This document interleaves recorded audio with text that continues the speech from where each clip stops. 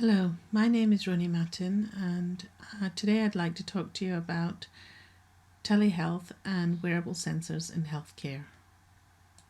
The overall objectives of this presentation will be to define what telehealth is, how wearable sensors are used in telehealth care, the means of how data is collected and transmitted, the studies and efforts that are currently underway with wearable sensors, some of the challenges faced, and the trends with the next generation of sensors.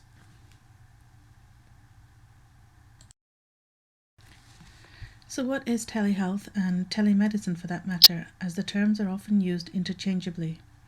Well, telemedicine involves a two-way interaction between the patient and the physician or caregiver using video conferencing technology for the purpose of providing medical care and often diagnoses. It was born from the need to provide medical services to remote patients or areas where specialist treatment was not available. Telehealth, however, as defined by AMIA, is the use of telecommunications and electronic information to support long-distance clinical health care, and is more about providing care management to patients, often in a home setting rather than in a clinic. Telehealth assumes that clinically significant changes in a patient's condition occur between regular scheduled visits, and that if these changes are detected and treated sooner, the overall condition of the patient will be improved. With this purpose, telehealth typically involves more monitoring rather than diagnosis for patients who typically have already been diagnosed with a chronic condition which can be tracked via monitoring physiological parameters. So I was interested in finding out how sensors, and particularly wearable sensors, are involved in telehealth and the provision of remote care. You've all probably seen some of these types of wearable sensors aimed at fitness and wellness in the consumer market. There are so many mobile apps in the market targeting everything from fitness to weight loss to management of conditions such as diabetes. Some of these are linked with wearable sensors such as the Fitbit, Cardiobands, and the Apple Watch. While many of these wearable sensors have shown mixed results in terms of effectiveness, for example, around 1 in 3 Fitbit users stopped wearing it after 6 months, they have proven to be extremely popular and the consumer uptake has been startling. It has been proposed that perhaps patients be able to upload data from these commercially available wearable sensors directly into the EMR. While this may not be feasible at this time due to validation and compliance, there are some projects underway already to integrate consumer wearable sensors into healthcare. For example, as part of the Apple Watch, the Research Kit technology was launched. Research Kit allows consumers' health data for conditions such as asthma, diabetes, or hypertension to be anonymized. Consequently, when Stanford University launched a cardiovascular research study with Research Kit, they managed to enroll 11,000 applicants in just 24 hours. So why the need for telehealth? While the surge in consumer wearables adoption and the interest in personal health management indicates a potential for greater self-monitoring, the state of the healthcare domain should also be considered. With reports such as the aging population over 65 is likely to drastically increase, especially with the baby boomer generation approaching senior status, that obesity in the developed world is reaching almost epidemic proportions, that people are living longer but have more chronic conditions that need greater management, and that there is already a shortage of medical professionals, it is apparent that the future of the healthcare is heading for a crisis where there will be a desperate shortage of medical professionals and facilities to meet the burgeoning demands of a larger, heavier, older and sicker patient population. So how can wearables help ease this burden? The remote healthcare model involves moving the monitoring of patients from the clinic setting, where facilities and staff can be tied up with the patient for long periods, to an external setting where the patient has wearable sensors that continuously monitor and transmit data.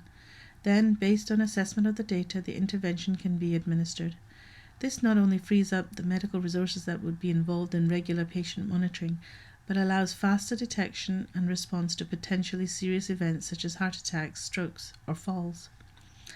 Current commercial wearable monitors only provide basic monitoring, and to address the needs of chronic conditions in healthcare, wearable sensors need to be developed to monitor specific and multiple physiological parameters. Wearable sensor systems in healthcare need to be able to sense and collect data, communicate via hardware and software to relay the data to a remote center, and analyze the data to extract the clinically relevant information. Medical wearable sensors generally monitor physiological, biochemical, and motion measurements. There are many benefits for using wearable biosensors, such as the cost savings that can be made from freeing up medical staff and facilities involved in monitoring for the delivery of direct care and treatment. Also, wearable sensors have been shown in studies to be more accurate than asking patients to self-record using monitors. There are a number of reasons for this. Data often tends to be more accurate as it is continuously measured, so it has fewer anomaly readings. There is less bias from the patient, who may want to seem compliant, or may forget to take the measurements at the right time, or they may make errors such as in the calibration of the device, especially so for patients with cognitive impairment. Also, there is the Hawthorne effect, where patients try harder to comply in the presence of a clinician, but might sink into their more typical level of activity in their home setting. But surely an important benefit is that they represent a way to provide healthcare to remote patients without the cost and time needed for travel, particularly for areas that are underserved in terms of medical facilities.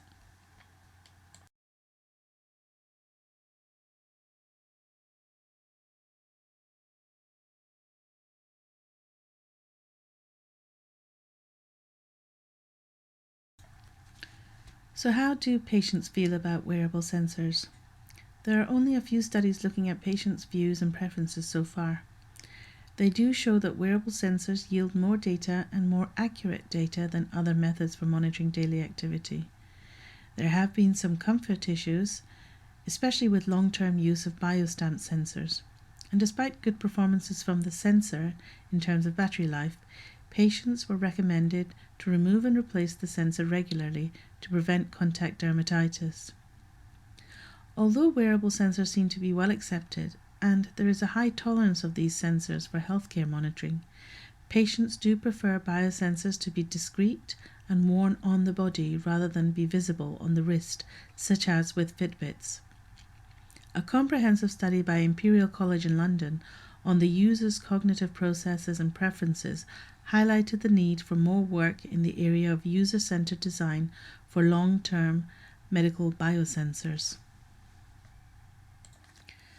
Over the last decade or so, research has focused on how to measure, collect, and transmit physiological data. Wearable biosensors rely on the miniaturization of microprocessors and radio communication circuits into a single integrated circuit, resulting in a system on a chip. Early health monitoring had multiple sensors integrated by running wires in the pockets of garments.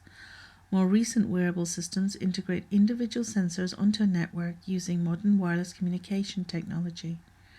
Also, much work has been done on ENGS networks, where data is collected and transmitted directly onto an organization's LAN without the need for a relay network.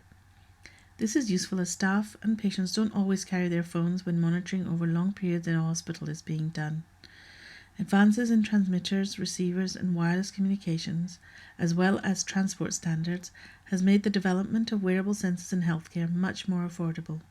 Plus, cloud-based systems and smartphones have enabled the logging and transmitting of data to remote sites.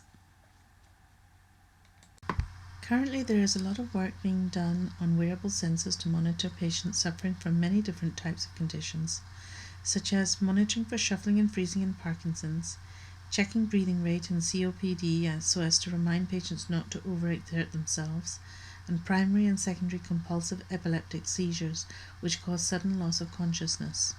A lot of work is being done on the care of the elderly in terms of daily activity monitoring, as mobility is a strong indicator for health outcomes in older patients. Also, there are many different types of study looking at fall detection in the elderly, including using a combination of wearable and ambient sensors. Therefore, the need for analysis of the data collected during monitoring is a fundamental part of telehealth. There are many different studies to monitor patients with cardiovascular disease, such as a study where wearable cardiac sensors on remote patients sent heart rate data using Bluetooth via Android smartphones to a web server for the purpose of developing a real-time monitoring system that would allow web-based collaborative diagnoses. Another study showed that the wearable sensor system detected at least 2 cases of serious cardiac events that were missed by the manually performed early warning scores. Machine learning and the development of threshold algorithms should help to set the parameters around alerts for serious events, such as cardiac arrhythmias. Sensor-derived algorithms can potentially be trained to recognize most real-world daily activity patterns, such as reaching, eating, walking, and climbing stairs. One of the biggest challenges in sensor data analysis is the displaying of large amounts of data in a meaningful way. Data visualization and statistical processing are areas that will need to accompany the use of wearable sensors in healthcare. There are also specific challenges that exist around wearable biosensors. These tend to be missing data due to dropouts in the Wi-Fi signal. Around power management, but this is being addressed with sampling and transmission algorithms to conserve battery life. Also, without protection by encryption, the wireless transmissions from the sensor or other components pose a security risk for the interception and insertion of rogue data. So consumer privacy issues are a worry with data transfer and real-time streaming of patients' personal and health data. Some of the other challenges are the stigma of wearing visible biosensors, comfort, and damage due to body lotions or UV. Also, damage by patients with cognitive impairment does occur. They may try to remove what they see as a foreign object, even though they previously consented to its placement. Now let's look at some of the next generation of wearable sensors being developed. One of the developments include ring sensors that measure vitals, and another is sensor-driven drug delivery, although currently dosing is an issue and only really potent drugs would be potentially viable. Hypothermia has been shown to be effective in the treatment of cancers, and work is being done to develop treatment based on implanted sensor nodes deployed in temperature-scheduled hypothermia. Another area is the development of stretchable, wearable electronic membranes that form integrated mechanical strain sensors that can be used in a variety of ways. One exciting direction for biosensors is in the form of ingestible pills. Ingestible sensors are already being produced commercially. Proteus is a pill sensor designed to monitor medication adherence. Produced by the California-based Proteus Digital Health and first deployed in the UK in January 2012, it went on to secure FDA clearance in 2012. In Japan, it will be used with Otsuka Pharmaceuticals' Abilify drug for the treatment of adults with schizophrenia, bipolar I disorder, and depression.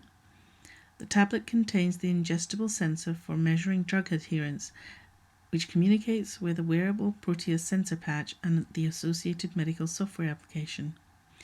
In the US, Spartan Health Systems in California will be using Proteus for patients with hypertension, also as a combination drug device. PillCam is another such ingestible sensor that was developed by Given Imaging Limited to provide visualization of the colon for detection of colon polyps as the pill moves through the GI tract. Colorectal cancer is a very prevalent cancer with a high mortality rate, but patients who would fit the profile for screening are often reluctant to get it for fear of pain and embarrassment. Hopefully this innovation will alleviate those patients' concerns, improve screening, and at a price that is a fraction of the cost of a colonoscopy.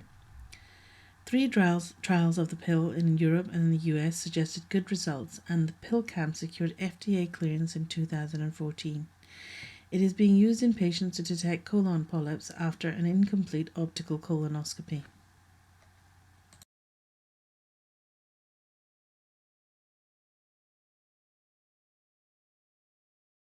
Well, I have found this to be a very interesting area to study. And in conclusion, the advances in microprocessing technology and telecoms over the last decade or so has enabled the development of wearable biosensors. Research is moving from the development of sensors to the development of systems for monitoring and treating patients, including the analysis and visualization of the clinically relevant data to inform the best diagnoses and interventions by clinicians. As work is being done to develop monitoring systems for many chronic conditions, the dilemma of data storage and management will continue to challenge healthcare organizations. Wearable sensors do provide a viable option to move to a remote care model, thus addressing the shortage of medical resources, but the business model for funding and reimbursement will have to be considered, especially if the patient volumes and prevalence of chronic illness continue to increase as predicted. The future for sensor development appears to be very exciting, with ingestible sensors that monitor and deliver treatment already commercially available. So thank you for listening to this presentation, and I hope you found this area of telehealth as interesting as I did when researching it. Here are the references that were used for this presentation.